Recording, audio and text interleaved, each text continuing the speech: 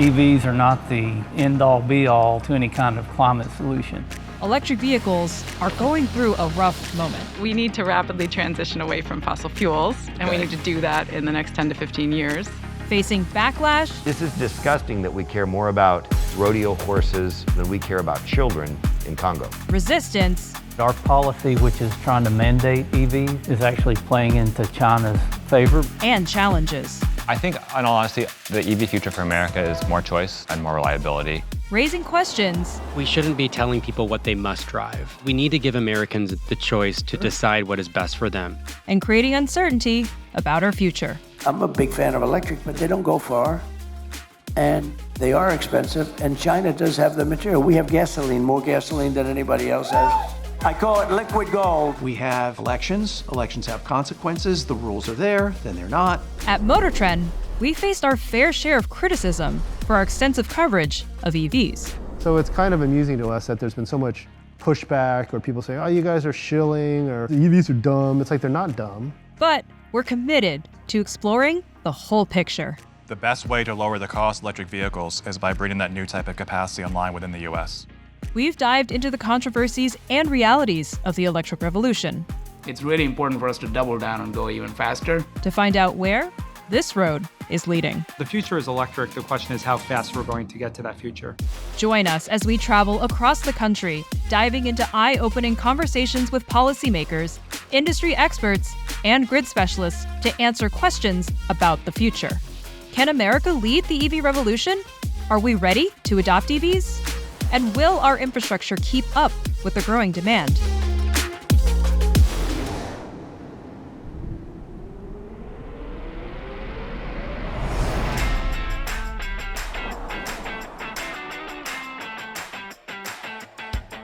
Electric vehicles started taking off with the rise of Tesla.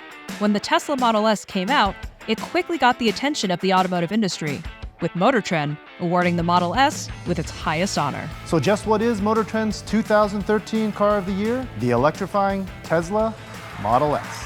And as automakers launch more EVs, we've noticed them. I'm proud to announce that MotorTrend's 2017 Car of the Year is the Chevrolet Bolt EV. The MotorTrend 2022 Truck of the Year is the Rivian R1T. And for the past few years, more Americans have bought EVs. 2023 set a new record with about 1.2 million EVs sold, representing about 7.6% of the new car market. California, Florida, and Texas are leading the way, and less populated states like North and South Dakota, Wyoming, and West Virginia are lagging. But despite the steady surge, the growth rate has slowed down in 2024, and automakers are starting to get nervous. EV sales have been going through a bit of a topsy-turvy moment, but sales have continued to grow. It's going to continue, I think, to be a little bit messy. We do an EV forecast every year at BNEF, and so we see both 2024 and 2025 as sort of being a transition period, but really beginning to take off again in 2026 onwards. Early adopters were largely responsible for this growth we've seen from, say, 1% to 3%, 4% to 8%. Now we've moved into easy adopters. Well, who are those folks? Those folks are people who have 2 or 3 cars, and so they can experience electrification, but they also have an internal combustion engine. Well, we've run out of early adopters, and we're almost out of easy adopters. Now comes the hard part. Making it harder is the current state of the nation's public charging infrastructure, a patched-together network of often unreliable chargers that aren't meeting the needs of EVs on the road today. So the biggest players are Electrify America, EVgo, and ChargePoint. All 3 of those companies have reliability issues. And with the number of EVs on the road right now, we're reaching the point where 6 stations, if they are fully functional, might not be sufficient for the demand. When we talk to customers, the number one concern among people considering a purchase of EVs is, where do I charge this and how far does it go on a charge? Without sufficient charging infrastructure and a sufficient charging experience, we're not going to get there. But there are significant efforts underway to change this. Tesla, which operates its own charging network, is opening it up to other automakers. The Biden administration made big investments to expand public charging. Through the bipartisan infrastructure bill, more than $7.5 billion was set aside to create the National EV Infrastructure Program, or NEVI, which provides funding to states to deploy a network of fast EV charging stations that are reliable and convenient. But while most of the chargers are set to be installed by 2027 and 2028, fewer than 40 chargers had been installed by the time we finished production of this documentary. Charging remains a pretty big problem. The National EV Infrastructure Program, or NEVI, has been really slow to roll out, and moves like Tesla's layoff of many of its supercharging network employees has driven that network, which had been leading the region, to really slow down in terms of deployments. So that charging anxiety piece really hasn't been met. The bulk of the NEVI chargers will be installed in 2027 and 2028, but I have been impressed to see that some of them will actually come online this year, 2024, and a few of them have even already been installed. Automakers used to say everything outside of your car is not our responsibility. In general, they're in the business of selling you a good experience. And if having a good charging infrastructure is part of the good experience, they need to take ownership on that. There's a consortium of automakers called IANA that is just starting out and says it's going to build 30,000 charging stations across the US. This, to me, is our best hope to get something that resembles gas stations, because I think they will understand that you need services like restaurants, convenience stores, restrooms at these charging stops, and they'll see to it and get those details right. I have really high hopes. Even with more charging stations being installed, it's important to make sure they're evenly spread out across the country. The Alliance for Automotive Innovation, a trade group focused on smarter transportation, found big gaps in where chargers are located and how many there are in different parts of the country. 31% of U.S. counties had 0 public charging ports at the end of 2023, and 21% of all new charging ports installed in 2023 were in California. To meet the demand, the Alliance estimates that 437 chargers will need to be installed every day for the next 7 years through the end of 2030. That's 3 charging points every 10 minutes of every day from now till December 31st of 2030. It's an enormous undertaking. It's bigger than one company. It's bigger than one industry. Another big concern? Pricing. With the average transaction price of EVs almost $10,000 higher than gas-powered vehicles, the market needs more electric vehicles that are affordable and suit consumers' needs. But prices of new EVs have dropped about 15% in 2 years, with used EVs seeing even bigger declines, according to Cox Automotive. Despite the need for more affordable prices, there's still deep skepticism among lawmakers about how much the government should be spending to incentivize EV adoption and the charging infrastructure needed to support them, as MotorTrend's Miguel Cortina discovered on Capitol Hill.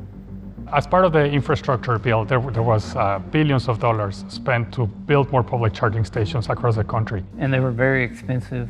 I look at it like this.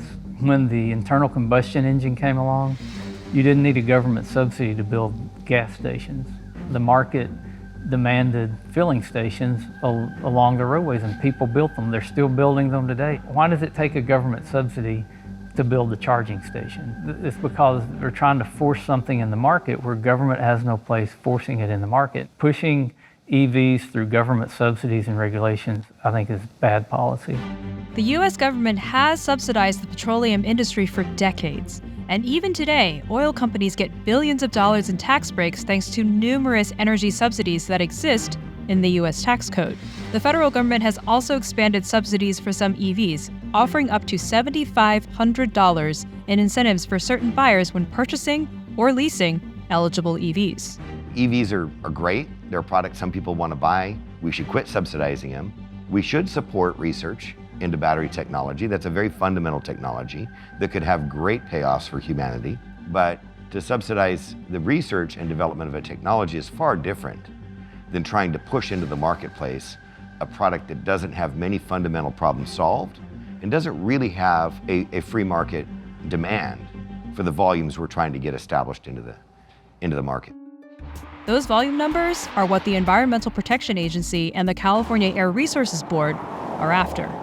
The EPA projects that if its strict new tailpipe emissions limits are met, as much as 56% of all new passenger vehicles sold in the US would be EVs by as early as 2030. California, which is the only state allowed to issue its own emission standards, announced even stricter plans, banning all sales of new internal combustion engine vehicles by 2035. So far, 11 states have adopted California's rules, but as experts point out, those plans will be tough, if not impossible, to meet. In 2025, those California states have to be well over 25% of the market. The state of New York is less than 10% today. A miracle would have to happen, right, in order for them to just get to where they need to be in 2026. They'd have to be at 100% in 2035. I'm not sure we can get to 50 to 60% by 2031, getting to 100% by 2035. California, maybe. The rest of those states, no idea. I think it's aspirational utopia. It's not going to happen. Even with the government subsidies, they're losing a lot of money because people won't buy them. I've had dealers in my district say they were forced to change their dealership to be able to service EVs and charge EVs, and they have to put an EV on the lot, and nobody will buy it. Despite the looming emissions targets, the uncertainty in the market, driven by slow EV sales and conflicting signals coming from Washington, have forced several automakers to rethink their short-term priorities. Ford recently announced it would delay building a new EV factory in Tennessee and canceled its plans to produce a 3-row all-electric SUV. General Motors said it will continue to offer internal combustion vehicles and will introduce plug-in hybrids in 2027 to help with the transition to an all-electric lineup by 2035, but ultimately will be guided by consumer preferences. Volvo, a subsidiary of Chinese EV maker Geely, walked back its plans to have a full EV lineup by 2030 and is now focusing on having plug-in hybrids and hybrids in its lineup while it continues to develop EVs.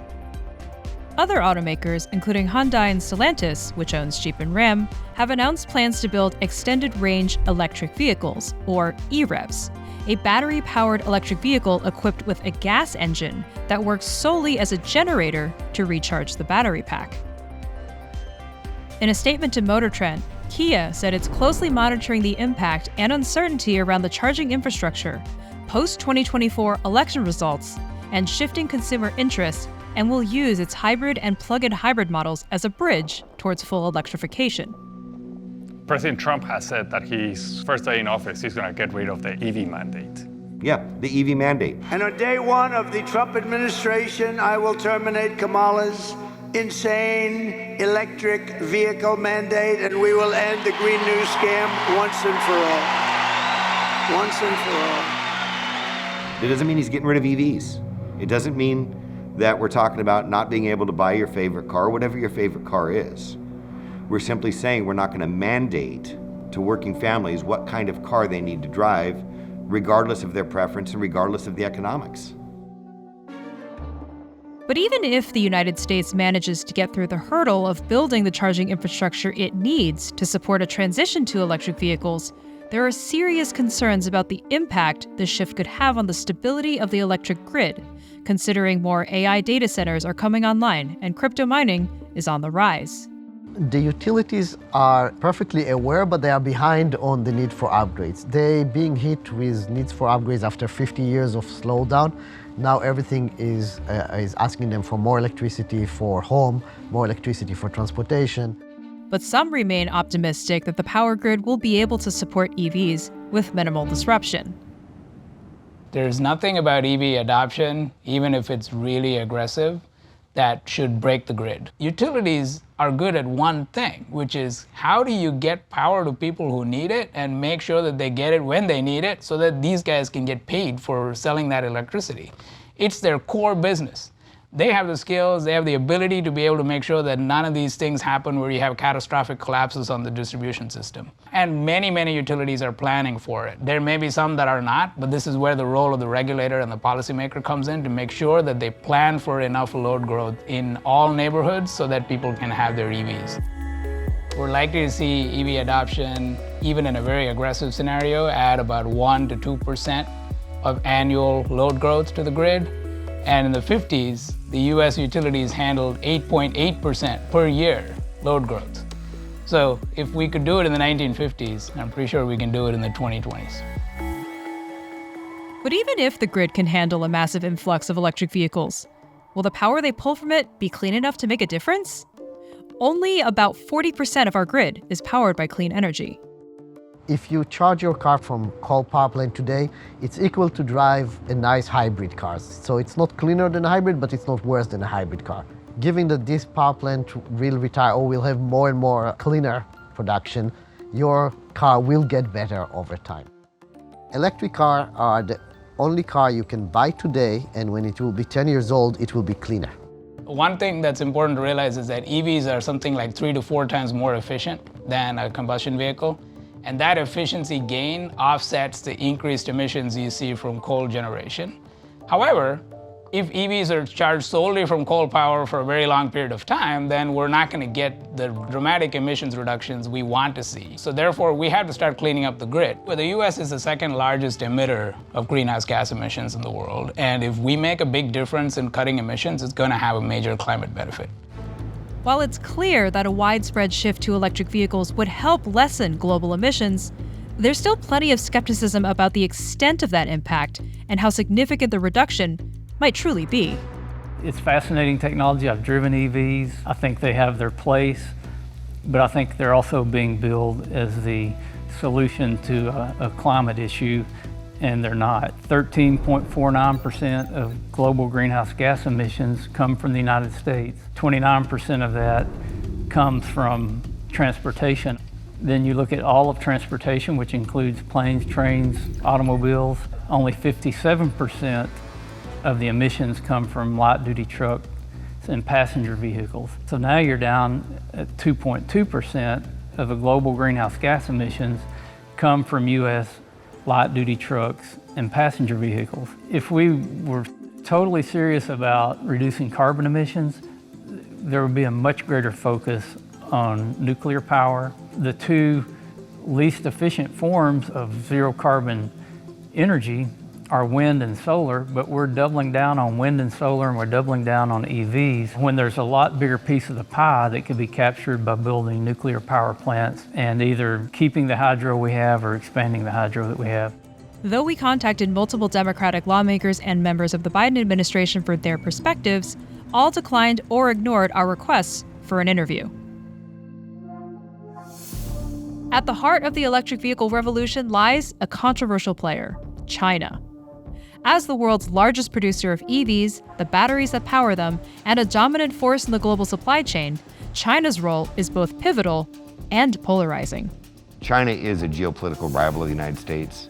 They do not have our best interests at heart. They do not play fair with access to their markets. And so I would want to see anything Chinese coming to America to be scrutinized for its geopolitical and political ramifications. They don't have a free market system, but they use their government-controlled system to unfairly compete in our free market system. And we've just seen jobs and wealth exported to China.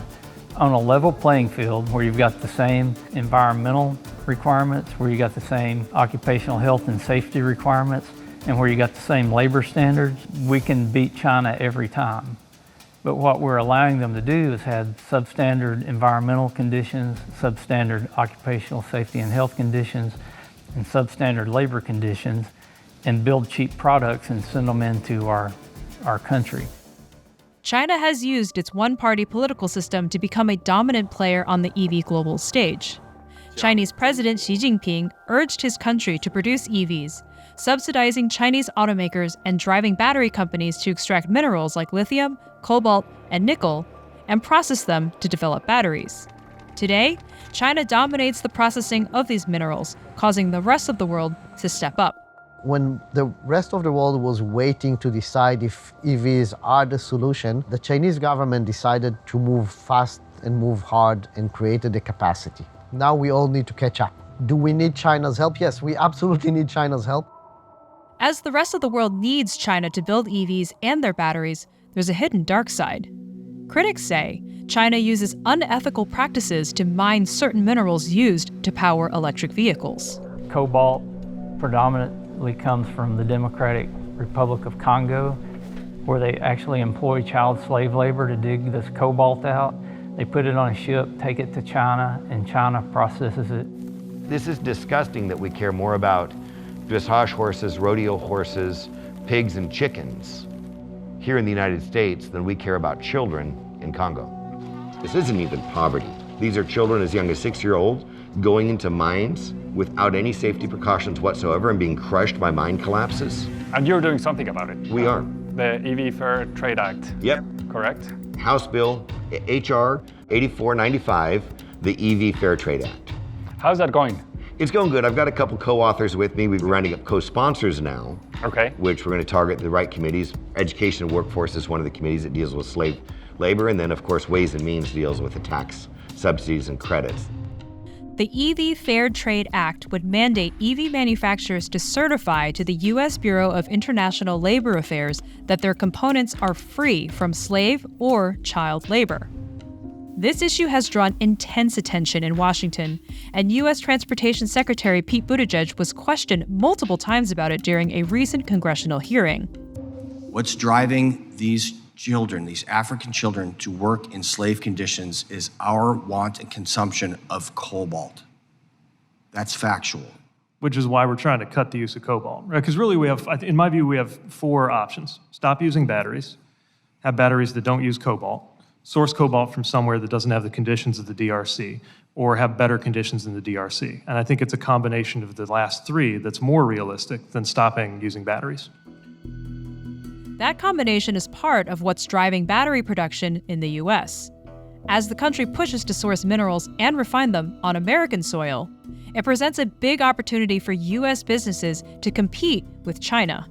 We visited American Battery Technology Company. It's a processing and recycling firm in Nevada that's building a lithium refining plant next to a mine that it has the rights to. Its goal? To bolster the domestic supply chain and reduce reliance on China. So right now, globally, almost all lithium is made from either like a hard rock, which is mostly in West Australia and then refined in China, or a lithium-rich brine, which is mostly in South America and also refined in China. But if you look at different types of resources, there's a type of material, mostly in central Nevada, that's a clay material. People have looked at it for decades, but have never really been able to put together a process that can recover the lithium in a fashion that's competitive on an economic basis. We started from the very beginning, from a blank piece of paper, and from first principles physics, worked our way up about really understanding how lithium is held in this type of claystone material, new ways to actually liberate the lithium from this type of clay structure, and we now have battery-grade lithium hydroxide coming out of this facility. So we've designed a plant to build and make about 30,000 tons per year. That's enough to manufacture about 500,000 electric vehicles per year within the US. Nevada is just one state where lithium is being extracted. ExxonMobil dug its first lithium well in Arkansas at the end of 2023, and other companies have set up in California's Salton Sea. Unfortunately, we're starting from close to zero, really for all of those metals. For nickel, cobalt, manganese, lithium, there's close to zero manufacturing of any of them within the US. So we're really growing into a void to really start changing that paradigm and to be manufacturing these metals domestically. But with recycling and primary refining combined, we have an avenue of how to do that domestically within the US and within North America. Recycling is one of the biggest avenues the U.S. can win globally. EV batteries are 100% recyclable, and their metals don't lose their quality. A handful of companies like ABTC are already setting up recycling plants in the U.S. to reuse the minerals in new batteries, keeping them on U.S. soil, and in the future, reducing the mining of those minerals once we reach that capacity. Recycling's critical. Is it going to be impactful now? No, because there's just so little material to recycle right now. But in the future, that's an opportunity for us to retain the minerals processed and refined globally here in the United States and keep them in our circular green economy. There's no question EVs are here to stay, but significant challenges lie ahead if they're to become the dominant means of transportation in the future. A robust and reliable charging network is needed to power them, and automakers need to be able to build them in an affordable and profitable way. And decreasing a reliance on China by investing more in the mining and refining of minerals in the US, America could take a leading role in building electric vehicles, just like it did for gas-powered cars when Henry Ford invented the assembly line. But policymakers in Washington must also come together in order to help light the way to a more certain future. Over the arc of time, there are going to be more electric vehicles, not less. I'd like to compete in this space. We're behind in a game that's being played by China very aggressively. And when it comes to America's national security interest, I think we need to compete in the transportation space. I don't know what the answers are to all these questions, but I do know that the march toward electric vehicles is inevitable.